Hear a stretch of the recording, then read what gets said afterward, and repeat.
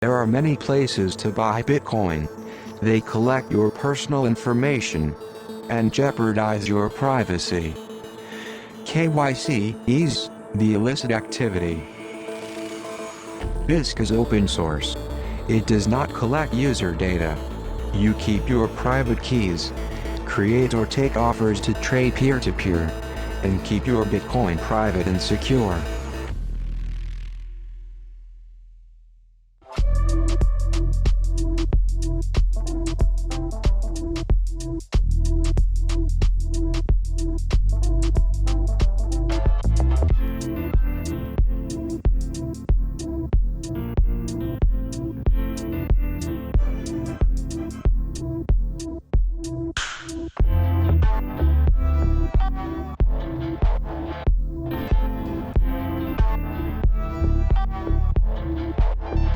Okay, guys, we are entering into the first full week of July. Summer is in full swing, and this is episode number 15 of FedWatch. This one's titled PPP Abuse from Altcoins and Global Savings Rate. We have a lot of great topics here, really great rundown covering what the Fed's doing, what's happening globally, and of course, Bitcoin. Before we get into the show, I want to talk about BISC. BISC is a really cool platform. You just download the software and it essentially helps you coordinate buying and selling of Bitcoin. There's no sign up. There's no sort of identification. You just run the software and it helps you coordinate those trades. It's probably one of the most private ways that you can purchase Bitcoin with fiat and a lot of other options as well. It's available worldwide, and I've used it several times. It's not hard at all. So don't be intimidated by running BISC and trying it out. And if you're a seller, there's definitely ways to make a decent premium on BISC. There definitely is a slight premium just because these coins are not going through a KYC exchange and that kind of thing. I think it's fair to expect that, but some people would say that privacy is worth the premium for sure. So if you want privacy with your purchasing of Bitcoin, check out BISC, download the BISC software. They have a great community and highly recommend them. Second, want to talk about Bitcoin at 2021. So Bitcoin Magazine puts on the Bitcoin conference every single year. Unfortunately, Bitcoin 2020, due to all the COVID craziness, had to be postponed, and now we're just turning our focuses to next year. The conference is moving to LA. It's going to be happening the weekend of April 30th. And Tony Hawk, Nick Szabo, and a lot of the other speakers that were supposed to be speaking at Bitcoin 2020 have already agreed to move over to the Bitcoin 2021 conference. So go to b.tc/conference to check it out, or just Google Bitcoin 2021 conference. It's also at the Bitcoin Conf on Twitter. So check that out. Get your tickets. We're going to be putting out a lot more updates, as well as announcing more speakers and sponsors soon. So excited to continue to talk about the Bitcoin conference over the next few months here. But enough of that. Let's get into the show. Ansel, you've been sitting there silently and patiently. How's it going, man? Good, man. I had something to say about BISC and the premiums there too. I mean, fungibility is going to have a premium. If you mix your coins with wasabi or whatever, you're going to incur a lot of fees, right? And fungibility, no matter what, is going to be more expensive. So BISC might have a little bit of a premium, but they offer more privacy, and so that's why you pay a little premium.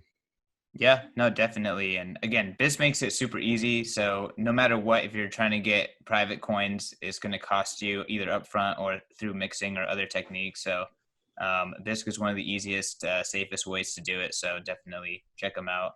We got a jam-packed show for you. First thing here is a lot of altcoin ICO pumping companies have abused the payment protection plan money that the U.S. government has been issuing to companies. Do you want to get into this, Ansel? Yeah, people have probably seen this by now, that there were, how many companies? did it say in the article? I had to bring that article back up now. 40 companies in the blockchain and cryptocurrency industry collected at least 18 million in payroll loans from the US government. So that's a lot of companies. Now, not all of them are scams.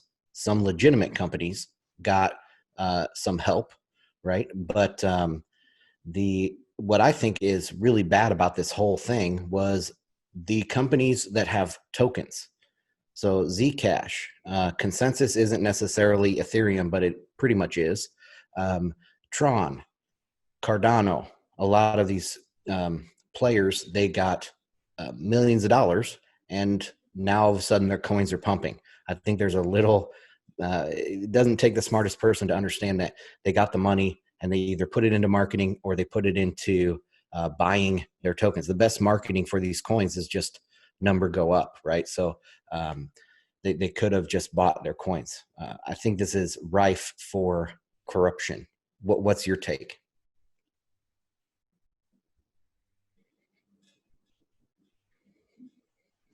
Oh, you're muted. I think that this is a perfect example of what happens when the government is in charge of allocating and reallocating resources and assets. So they get misallocated, and here we go. We have ADA pumping 40% in like 3 or 4 days, as well as Charles Hoskins, acting really weird online and making a bunch of vlogs, accusing people of stuff and saying he's being silenced and do you know who I am and stuff like that. Oh man, that guy is so classic. I mean, he is one of the best scammers in the space. I think it was Mr. Hoddle way back a couple years back. He asked, he had a poll on Twitter, who was the best scammer in the space? And, it was Vitalik, or it was Dan Larimer, or, he had a bunch of these like well-known scammers. But Hoskinson's got out of that, because he is so good that people don't even realize that he is a scammer. But he has been foundational in a lot of these scams in the space. So, yeah. I don't think we need to spend too much time on this, but Okay. just pointing it out. Yeah, sorry. One thing, and yeah, that's my own personal opinion on this whole thing. But one of the money quotes here in this article, which we'll link in the show notes, was from a Silicon Valley investor. They're not named, but they said, quote, every fund has been telling their startups to apply for this PPP. So again, it's corruption. These big funds that are investing in these projects and these tokens, they're using the government to pump their investments. And it's just a really bad look, I think, for the space. Yeah, I mean, again, I think the underlying storyline with all of this stuff is there's always going to be misallocation of capital when the government is distributing these funds, and there's always going to be arbitrary rules that benefit one group over another. So in this case, companies that can afford lawyers and accountants to and make a case that they're being hurt by coronavirus, they're going to get the money. That's just it. And pretty much everyone, has been hurt by coronavirus. So now it's just who can do the paperwork the most efficiently and effectively to get a loan. Next is UBI. So we've been hearing the idea of UBI first kind of enter the Overton window, and then now is like, not only a subject that we can actually talk about, but it's something that is being considered more and more and experimented seriously. Let's talk about this open letter. Yeah, I've again just searching the internet, found this. We'll link to the PDF for this one, but it's an open letter from 156 economists from places like Harvard University, Northwestern University, Berkeley, USC. I mean, all the big names for big universities around the United States, and they're all calling for policymakers. Here, I'll read the first sentence. We urge policymakers to use all the tools at their disposal to avoid further preventable harm to people and the economy, including recurring direct stimulus payments lasting until the economy recovers. Now, we knew this was this has been talked about, but I thought it was pretty significant that it came from a large group of economists, some well-known economists that are calling on the government to do this. Yeah, I mean, again, it's coming from the institutions that people in the Bitcoin space may kind of look at and call them corrupt as it is, right? So, these top universities that are really beneficiaries of the existing system. These are also the people that are working for the Fed, that are working in policy, and they're recommending this now. And it seems as though, full Republican White House, mostly Republican Senate and House, like they're going to continue doing UBI, and it sounds like Trump announced that there's going to be another check. Is that correct? Yeah, I just saw that headline today that they were said it's coming, but there's some confusion over exactly what it is. I heard it was if people made under 40,000 a year, they were going to get a full check, but if they made over that, there was going to be like a graduated scale. But that could have been last week's news, and now it's all new. Maybe everyone's getting a full check. I don't know. It's just going to be interesting to see that shake out. I'll take the check. Hey, I'm going to buy Bitcoin with it, so I'll pump my coin with the government stimulus. Yeah, but to your point, it's become normal now, and that's really scary, right? The Republican that's supposed to be at least somewhat fiscally responsible is cheering about sending out these UBI checks to people. And like this letter shows, the entire kind of profession, economic profession, is getting behind this, which just a few years ago nobody would have believed that. It's picking up pace, don't you think? It's getting faster and faster, and there has to be some sort of inflection point soon. Yeah, I mean, and honestly, like this idea of MMT and full-blown money printing could be the next step. And while that seems insane, crazier things have happened. And once something kind of enters the Overton window, it seems to like if it's justified or if there's enough fear, like it could happen. It could play out.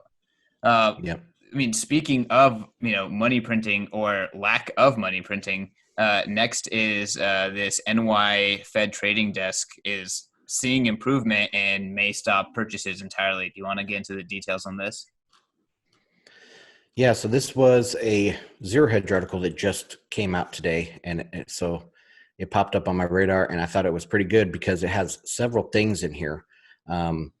First off, the balance sheet of the Fed is slightly decreasing, even though they're still doing about $75-80 billion a month in QE. Their balance sheet is actually slightly decreasing, if you can believe it. Let's see what else. This is the head of the New York Fed's trading desk. So pretty much the guy that does the open market operations. What's his name? I'm looking for it here. Oh, Singh is his last name. I can't pronounce his first name. I think it starts with a K, but he had a good quote in here, and he says, if market conditions continue to improve, Fed purchases could slow further, potentially reaching very low levels or stopping entirely. That kind of caused a little bit of a taper tantrum on Wall Street when this was published. What are your initial thoughts on this? So, you're saying that stock prices reacted immediately downwards? Yeah, slightly. There was a slight sell-off this morning when this quote got out there. Yeah, I don't know. They picked right back up. So I don't know. I mean, it makes sense. Like they came in real big into the repo and the repo markets, and it wasn't even fully needed. And that activity slowed down pretty significantly. And then, with these ETF and bond purchases, like you pointed out a couple episodes ago, they never did that much, but the market, just reacted to the news. I think the next piece here in macro talking about savings rate, we'll get into what I think is the crux of like why all these assets are going up. But ultimately they weren't doing that much. It seems every crisis the Fed talks more than they do, and then they do after they talk, type of a situation or an arrangement. So it seems like the Fed, or at least the Fed put, is just something that everyone believes in, and when the Fed talks, the market reacts to that and just sees it as true. Yeah, this article calls it a catch-22, and they mention it multiple times. I don't think there is a catch-22, and I just want to read through this real quick and see what's your take. So the worst things get economically, the better it is for markets, as the Fed will intervene even more aggressively, and vice versa. The stronger the economy, the tighter the financial conditions will get. So they think this is a catch-22, but I don't think so. If you flip it on its head, right, that the Fed is actually not doing anything. The Fed is just following and trying to preserve some confidence in the market. Then it all makes sense. What do you think? Yeah, I mean, it makes sense, but I also do. I think maybe the belief in the Fed put is also belief in this catch-22. Mm-hmm. But what you're saying is that everything that's happening is still free market no matter what. It's just the Fed is acting as if they're steering the ship, but they're really just doing stuff and reacting to what the market is doing. Is that correct? Yeah, exactly. And his quote says that if market conditions continue to improve, then the Fed will do this. So they are admitting that they are following. They're following the market. They're not moving the market. They're just they're kind of maintaining their, like you said, maintaining their Fed put, maintaining the illusion. But anyway, we can move on to macro now if you want. Yeah, let's do that. I don't have much else to say there. But what I am interested in is increased savings rates across the board and across not only the U.S. but developed nations, Europe, UK in particular. Um, what do you have to say about the increased savings across the globe? So yeah, savings rates have spiked during this coronavirus thing. A lot of people, I guess you would expect that, since they're not out, people aren't out there spending in the economy. But people were worried about inflation, and if inflation is going up, then people need to spend more of their income because things are getting more expensive. But this article from the Financial Times is saying no. The savings rates are increasing. So in Europe, it went from 12% to almost 17% in the first 3 months. So this is right at the beginning of this crisis. Not even the second quarter, where all of the kind of economic problems hit. This is just from the first 3 months of the year. It already went up 4 percentage points, savings rates in Europe, and then in UK it went up 4% from 5 to almost 9%. And the US was the big number here. It went from 8% savings rate to 32% savings rate in the first quarter of this year. So my belief is the economy was already going down. Like, we had problems in September with the repo market. The economy was slowing down with a lot of the economic numbers. And this first quarter print here for the savings rate shows that, yes, the coronavirus stuff affected it, but it was already headed that way, because in the first quarter, we didn't really have a huge impact quite yet, just at the end of that first quarter, right? Yeah, I mean, we started to see images from China in January, but people definitely weren't taking it that seriously quite yet. People weren't really talking about it. So that does indicate that greater systemic issues were being felt even before the catalyst that is coronavirus hit, and people were saving a lot more. I mean, in my eyes, at least when coronavirus became a reality, I personally started stashing cash much more aggressively than, I was always a saver. I think that's why I'm in Bitcoin, because I Yeah. I'm into personal finance and saving. But like my saving got a lot more aggressive, and I was actively trying to cut my spending. And then I think that that's something that a lot of people have also experienced. And I think going back to talking about stocks going up, or other assets going up, or the market performing well, these assets are now like the new pseudo savings technology. And while that might not sound like that, kind of sounds like everyone already knew that, because that's what, your 401k and your IRA and all this stuff, it's like save in the market. So it's not that groundbreaking of an observation, but just understanding that US dollar and savings account don't work for savings for most people. Like stocks are a much better savings technology, and I think that they're being ballooned with store of value. Store of value is pouring into stocks right now, and it's just really interesting to see. Yeah, well, it is kind of surprising because, I mean, interest rates. So if you think about like in the 80s and 90s, interest rates were up there at 10%, right? You could buy a CD at your local credit union and get 8% return on it. Why would you ever go into risky stocks? You can get 8% from your bank. And that's why the stock or the bond market is so much bigger than the stock market. But as rates kept going down, people had to find that yield somewhere. And so they started going more and more into stocks, or into more risky bonds. So we talked about the Fed buying these junk bonds, right? And some of these junk bonds are yielding like 3 or 4%. So even there, the big money can't find any returns, even in junk bonds. So they have to go into the stock market.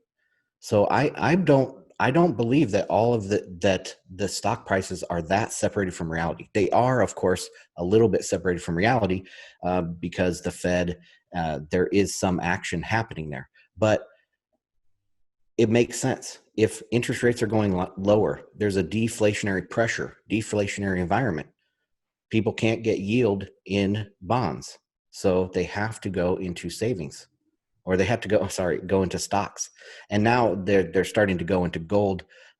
Gold is going up.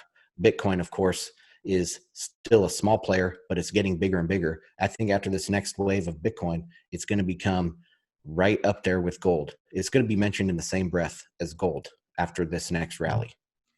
And just a slight observation I had right now is most people interact with the stock market, with a wallet app on their phone or with like an interface on their computer.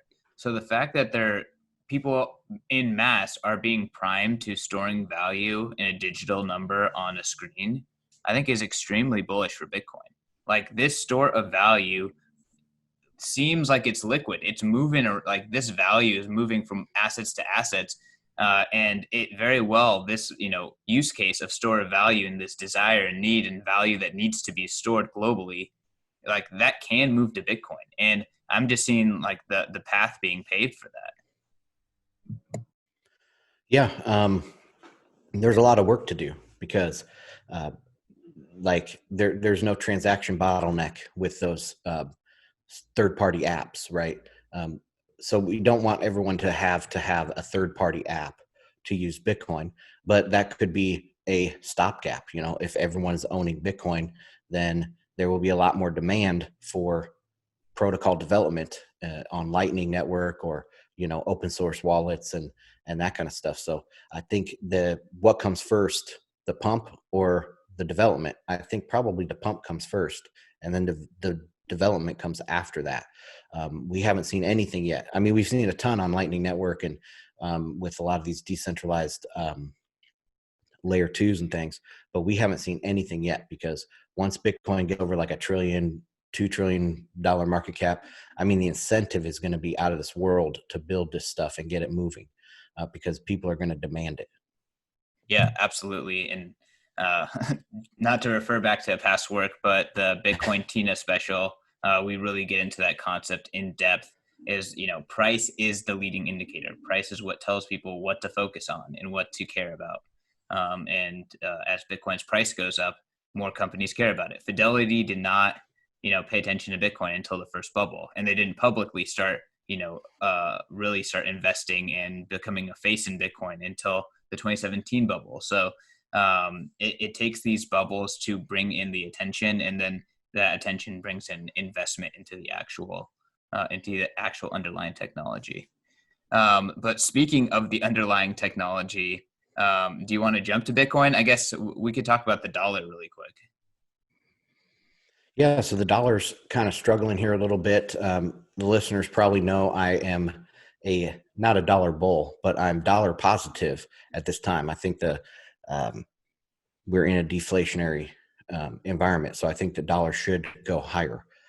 But right now, it's breaking down.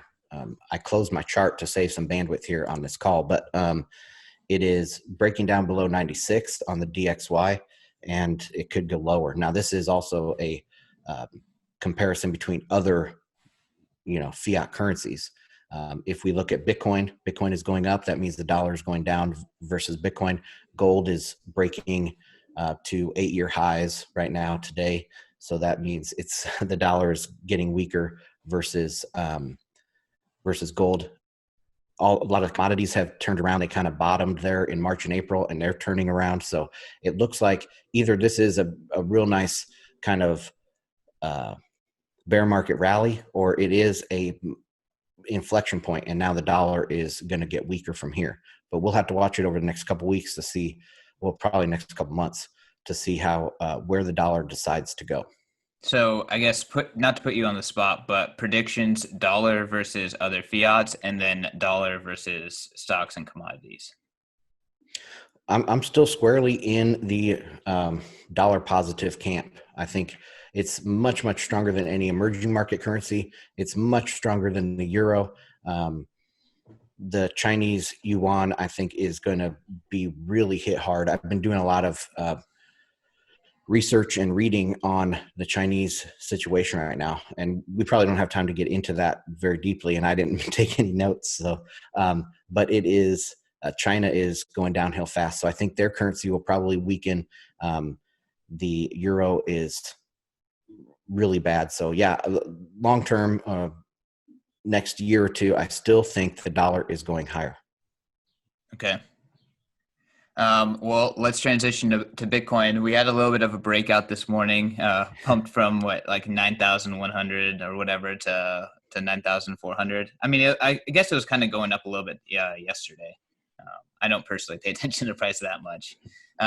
Yeah, I mean, what do you have to say about Bitcoin since last week? It looks like a big move because it's been slowly trickling down over the last month, but it really isn't that big of a move. It feels good though. We were talking right before the show, like people kind of get depressed in Bitcoin when the price just keeps ticking down. But when we have a good, nice green candle, people's moods seem to pick up. So I have noticed that in the last 24 hours, really, in my community and on Twitter and things.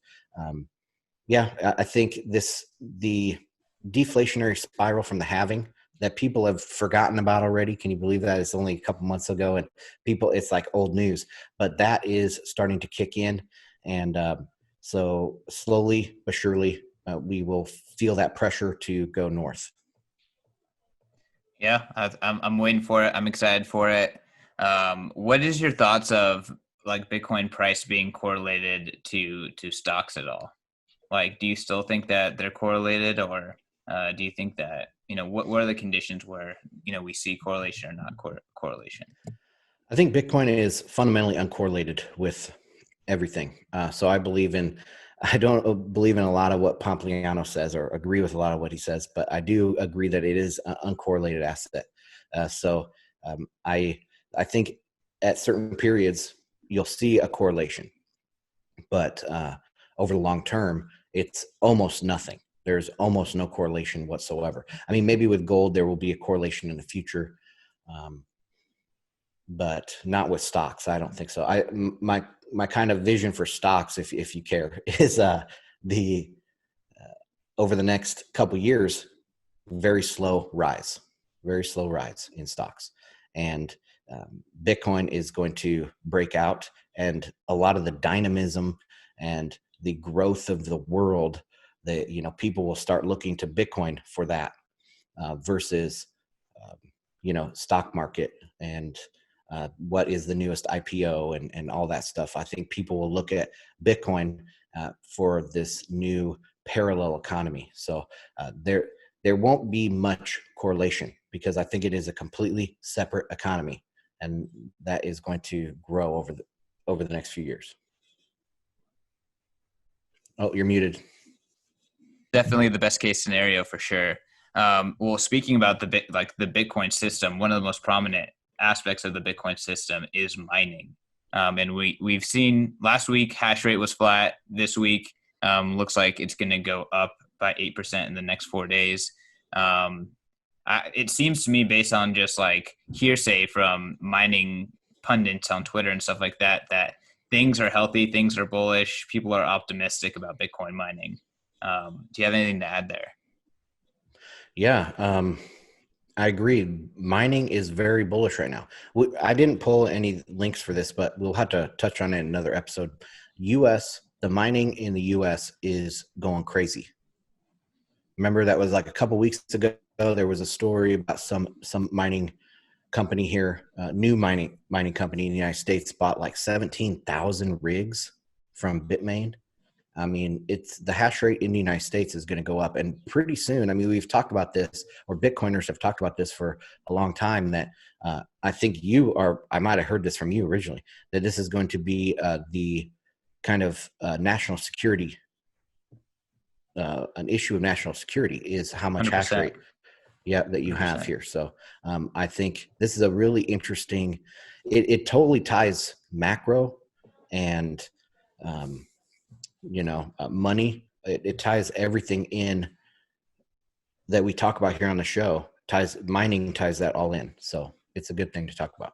Yeah, we should talk about mining more. And personally, I'm passionate about mining. I think mining is like, if Bitcoin sound money is incredible, distributed proof of work is just a sliver under how incredible sound money is. It's going to revolutionize everything. It's going to completely revolutionize the grid. It's like the dollar is the oil dollar, where Bitcoin is like the pure energy currency. Mm-hmm. It extracts energy from everywhere in the most efficient way possible and turns it into money. And I think that connection is just going to really bring Bitcoin full circle as a global, not only as like a global money, but also as a global commodity, also as something that just tethers, every aspect of life together. So I don't know, I'm bullish, and I'm excited to see it come to the US, and excited to see it go to other places too. I want mining everywhere. Yeah, I totally agree with everything you said there. It's just beautiful, right? Bitcoin is full of all these different pieces, and without every single piece perfectly balanced, it would fall apart. And so mining is definitely, I guess mining was that last piece that got kind of worked on by Hal Finney, right, in 2006, 2007. And then, well, of course, you have proof of work from the Hashcash and stuff, but reusable proof of work came from Hal Finney just right before Bitcoin. So that was kind of like that last Lego. If you want to talk about money Legos, that was the last Lego to be put on Bitcoin that made everything tie together and work. All right, Ansel, I think this is a fun show. We touched on a bunch of stuff we want to talk about more in depth. China, want to talk more about mining in depth. Maybe even I'd be interested to talk more in depth about MMT and this and this UBI philosophy, just to understand the thinking behind that. So all good folks all good topics to have guests on for. So definitely got to figure out how we're gonna maneuver the format in order to work with guests, but definitely want to start adding that element into. Yeah, well, we can, if we hit on different topics, like we want to talk about mining, we can invite somebody on that's, in the industry. And if we want to talk about China, we can reach out to some macro think tank guy that wants to talk about China. And then we are responsible for tying Bitcoin in there. So that would be fun. Yeah, let's do it. Should be fun. All right, Ansel, where can people find you? Bitcoinandmarkets.com. My dictionary is coming out. It's full of Bitcoin jargon, 180 terms and explanations. That can be found at bitcoindictionary.cc. Let's go. Pre-order the book. I already did. You can find me at CK_snarks. Make sure to subscribe to Bitcoin Magazine YouTube. Make sure to subscribe to Bitcoin Magazine podcast. Make sure to share this on Twitter. Do all the things. We really appreciate the support. And we're seeing some growth. So thank you for the effort, all the listeners, and keep it up. Thanks, guys.